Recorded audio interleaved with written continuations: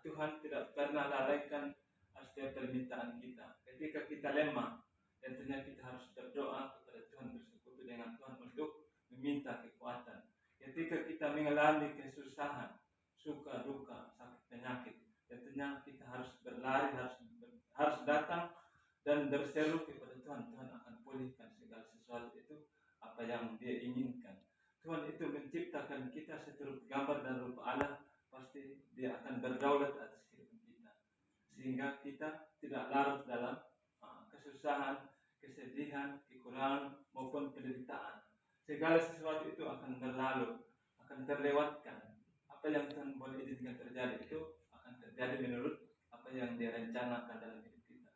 Tidak ada rencananya yang membuat kita celaka, jatuh atau terpuruk, bahkan menderita sekalipun. Tidak pernah ada hal itu terjadi atas hidup kita. Kenapa? Karena kita percaya bahwa kita adalah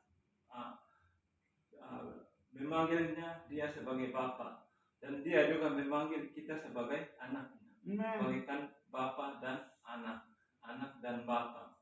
Karena kita tahu bahwa apa yang Dia inginkan, pasti kita harus terus memuaskan keinginan Tuhan, memuaskan hasrat Tuhan, bukan memuaskan keinginan kita untuk menyenangkan luar sana. Tapi kita sebagai orang Kristen, orang percaya, tentunya kita harus membutuhkan Tuhan hidup dalam kehidupan kita, sehingga Tuhan itu sungguh-sungguh nikmati hidup kita, bahwa kehidupan kita adalah berkualitas di hadapan Tuhan.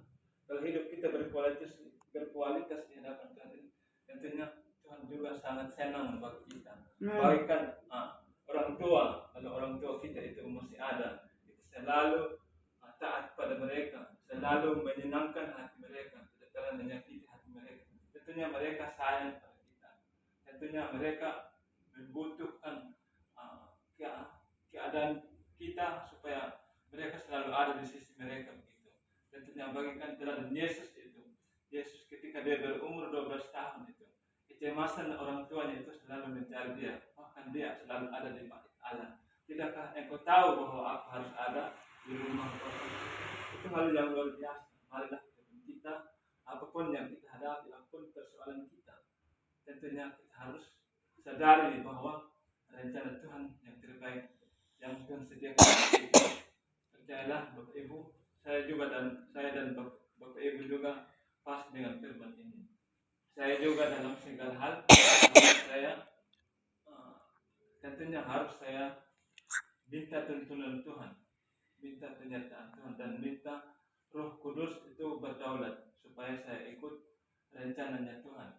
Kalau saya mengambil keputusan yang di luar pemikiran kita manusia itu, kadang kita mengambil jalan pintas, jalan yang keliru. Tetapi dalam Tuhan itu benar dan pasti, ya dan amin. Tidak ada yang gagal di dalam Tuhan. Sebab berkata, mintalah maka akan diberikan kepadamu, carilah maka kamu akan mendapat. Kalau kita sungguh-sungguh meminta dan sungguh-sungguh mencari, tentunya segala sesuatu Tuhan akan limpahkan. Amin. Entah itu sakit penyakit, entah itu kekecewaan, entah itu penderitaan, itu pasti terlalu, pasti terlewatkan. Di setiap kesempatan itu yang Tuhan izinkan untuk melewati kita, justru disitulah kesempatan kita untuk menemukan Tuhan dalam hidup kita. Oh, ternyata ini rencana Tuhannya. Baru kita sadari bahwa Tuhan bekerja. Cara Tuhan bekerja itu Dia akan mengukir hati dan pikiran kita. Dia akan mengirimkan sebuah rintangan, halangan, hambatan yang ada di depan mata kita supaya kita bisa menemukan Tuhan dalam hidup kita. Amin. Tuhan itu mencapai kesempurnaan itu bukan hal yang gampang. Dia memikul salib itu dari Golgota sampai ke Nazaret. Luar biasa penderitaannya itu. Bayangkan penderitaan kita itu tidak sebanding dengan kemuliaan Yesus yang mau nyatakan dalam hidup kita. Tidak lebih kalau kita ingat bahwa penderitaan Yesus itu lebih luar biasa, lebih dahsyat. Kalau penderitaan kita hanya ringan, Tuhan tahu kekuatan dan kemampuan kita.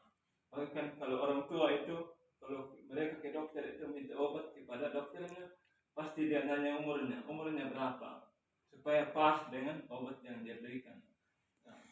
Orang tua yang sakit tidak mungkin dia berikan obat bayi. Terus sama juga bayi yang sakit tidak mungkin dia berikan obat untuk dewasa, nanti dosis. Itu begitu juga caranya Tuhan.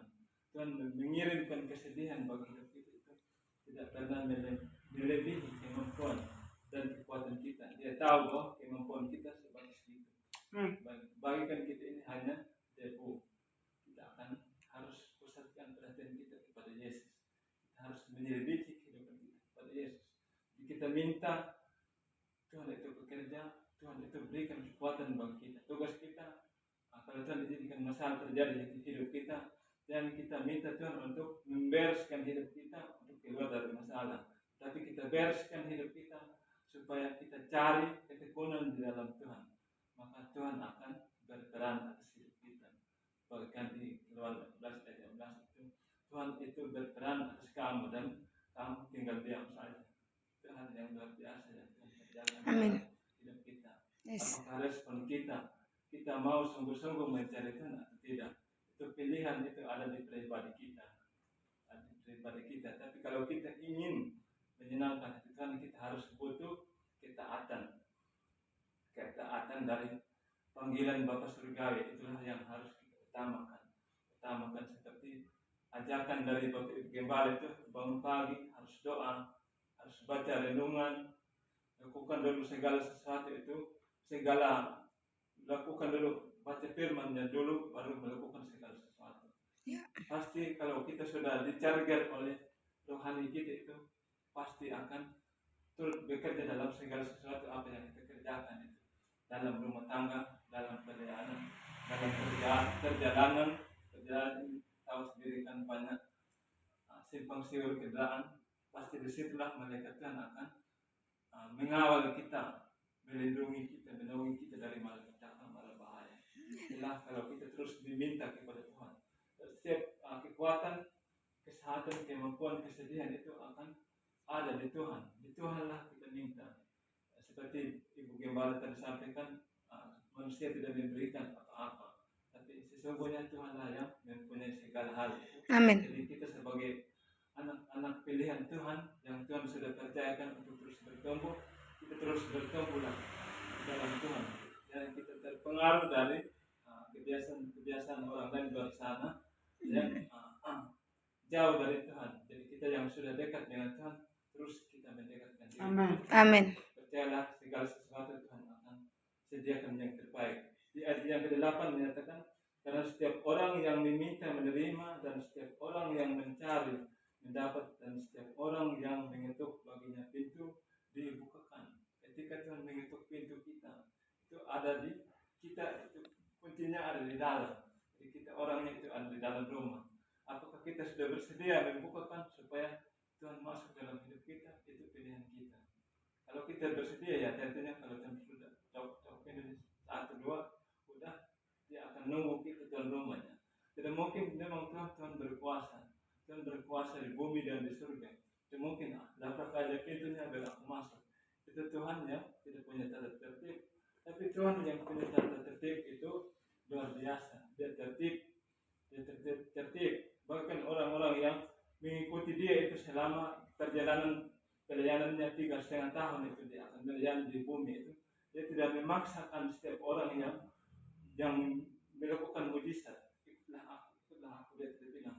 Tergantung Roh Allah bekerja dalam setiap orang yang melakukan mujizat. Jadi mujizat apa yang Tuhan telah kerjakan dalam kehidupan kita? Maukah sakit penyakit, bahkan penderitaan, kekecewaan, tangisan, semuanya itu Tuhan akan selesaikan. Pasti kita melewati dengan begitu sukacita, begitu mendapat kesehatan, kekuatan, kemampuan itu datangnya dari Tuhan. Bukan kemampuan kita bekerja siang hari, malam tidak kenal waktu istirahat. Itu kalau tanpa pertolongan Tuhan itu semua sesuatu itu akan sia-sia. Tapi dalam kita melakukan hal-hal yang kecil itu, kalau kita libatkan Tuhan dalam segala hal itu, pasti Tuhan akan percayakan kepada kita perkara-perkara yang besar yang tidak pernah kita pikirkan, yang tidak pernah kita bayangkan. Disitulah kuasa Tuhan akan nyatakan bagi hidup kita. Tentunya kehadiran kita di sini sudah lebih dari 2-3 orang. Firman Tuhan menyatakan di mana 2-3 orang berkumpul dalam namaku, di situ aku hadir di tengah-tengah. Amin.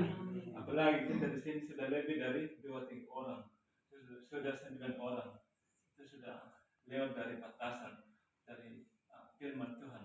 Jadi firman Tuhan tidak pernah mengenal bahwa seberapa jumlah kita, tapi Tuhan mau bahwa kita harus memberikan kualitas, kita harus memberikan moral yang tinggi, bahwa kita harus menyembah Tuhan dalam roh dan kebenaran. Amin. Disitulah roh Allah bekerja, segala sesuatu itu akan terjadi.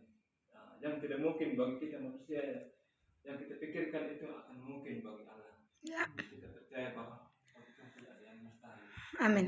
Tidak mungkin bagi manusia, segala sesuatu akan mungkin bagi Allah. Mungkin saya juga pribadi alami seperti itu, alami hal itu. Jadi saya harus terus memaksakan hati saya untuk terus bersekutu dengan Tuhan. Amin. Alasan malas memang banyak. Alasan malas, ya saya capek bekerja, Ya. sibuk sana sini banyak. Tapi kalau saya minta tuntunan Tuhan, Ya, paksa berikan saya diri. kekuatan, asal Tuhan memberikan kekuatan lakukan apa saja bisa, asal mau menyenangkan hati Tuhan. Kalau kita bilang begitu, luar biasa. Amin. Tuhan berkati. Tercurah bagi kita. Amin. Juga tercurah bagi kita. Tugas kita hanya mencari Tuhan. Segala sesuatu itu Tuhan datangnya dari Tuhan. Amin. Tuhan memberkati. Bagi kehidupan kita, kalau selalu kita menyenangkan hati orang tua itu, orang tua sudah senang. Apa yang aku mau berikan kepadamu, nak, pasti ada. Ya, demikian juga dengan Tuhannya untuk kita. Amin. Bukan hanya hadiah kekuatan, pokoknya hadiah juga kehidupan yang kekal. Itulah yang harus kita terima dari hadiah dari Tuhan Yesus. Amin. Puji Tuhan.